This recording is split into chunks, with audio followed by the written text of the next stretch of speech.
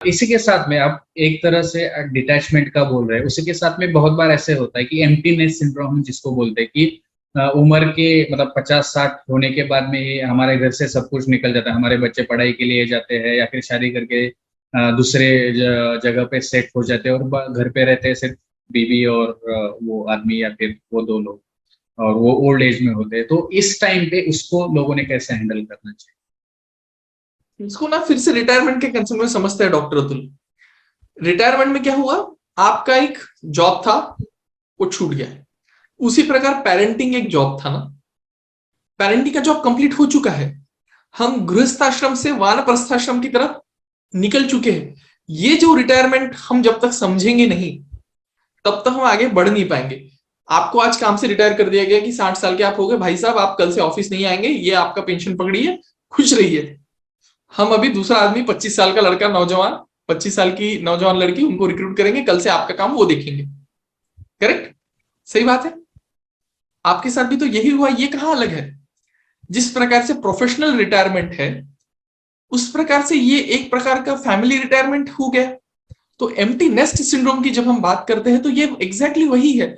लेकिन जब तक हम ये समझेंगे नहीं कि मेरी एक जिम्मेदारी थी, मेरी अपने बच्चों की तरफ एक जिम्मेदारी थी, ये जिम्मेदारी मैंने पूरी की है, अब कोई चीज मैं अच्छी करता हूं तो मुझे उस चीज की खुशी होनी चाहिए। लेकिन हो क्या रहा है, मुझे उस चीज का गम हो रहा है कि मैंने इनको इस काबिल बनाया। अब ये मेरा पंछी जो है पिंजरा, मतलब मेरा पंछी जो है हमारा घरटा, या तो फिर हिंदी में पता नहीं क्या कहते हैं, मराठी में मैं थोड़ा ठीक हूँ, हिंदी में शब्द ढूंढने में जरा कठिनाई होती है आज भी। जो कि ये नेस्ट था, इसमें से मेरा पंछी उड़ गया क्योंकि अब उसका अपना नेस्ट है, अब उसका गृहस्थाश्रम शुरू हो रहा है ना। जिस प्रकार से हमने अपना गृहस्थाश्रम जिया है, क्या ये जरूरी नहीं कि वो भी अपना गृहस्थाश्रम जिए? एम्पथी जो चीज है ना, अपने आप को दूसरे की स्थिति में रख के चीजों को समझना, putting yourself into somebody else's shoe, ये कंसेप्ट जब तक हम समझते नहीं है तब तक ये एम्प्टीनेस सिंड्रोम खलल करता रहेगा जीवन में, तब तक ये एम्प्टीनेस सिंड्रोम जीवन में आपके दखल देता रहेगा। क्योंकि आपको ऐसा लगता है कि ये हमेशा मेरे पास ही होना चाहिए, लेकिन ऐसा नहीं है। जैसा मैंने बायो साइको सोशल बताया ना, उस प्रकार से टाइमलाइन भी एक चीज है।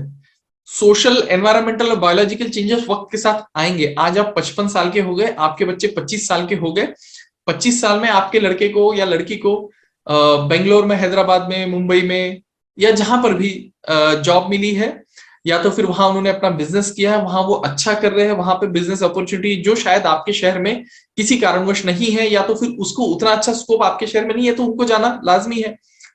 या तो फिर शहर के अंदर ही सास बहू के कभी कभार झगड़े हो रहे हैं तो थोड़ा तनाव बना रह रहा है, उनको जो फ्रीडम चाहिए वो आप नहीं दे पा रहे हैं, आपका इंटरफेरेंस जरूरत से ज्यादा हो रहा है क्योंकि आप समझ नहीं पा रहे हैं कि अभी आपको डिटैचमेंट मोड में आना है, आपको लोभ छोड़ना है, आपको अटैचमेंट छोड़ना है ना। आप उनके लाइफ में ओवर इन्वॉल्व हो रहे हो और जो उनका फ्रीडम है जो वो एक्चुअली डिजर्व करते हैं वो आप संभव नहीं दे पा रहे हो। ये फ्रीडम ना केवल उनके लिए जरूरी है बल्कि आपके लिए भी जरूरी, ये हम समझना भूल जाते हैं। हमको लगता है कि उनके लाइफ में हम इंटरफेयर थोड़ी कर रहे हैं, हम उनके लाइफ के लिए ठीक कर रहे हैं, लेकिन ऐसा नहीं है। कहीं ना कहीं आप अपनी लाइफ को निग्लेक्ट करके उनके लाइफ के ऊपर ज्यादा फोकस कर रहे हैं। करेक्ट, आपको आपके पोते को घुमाना ज्यादा जरूरी हो गया है और सबरी की एक्सरसाइज आपकी खुद की गैर जरूरी हो गई है ना।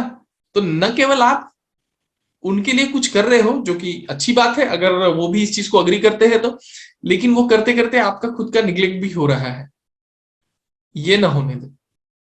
तो प्रोफेशनल रिटायरमेंट के साथ फैमिली रिटायरमेंट भी आती है और ये रिटायरमेंट को समझना जरूरी है।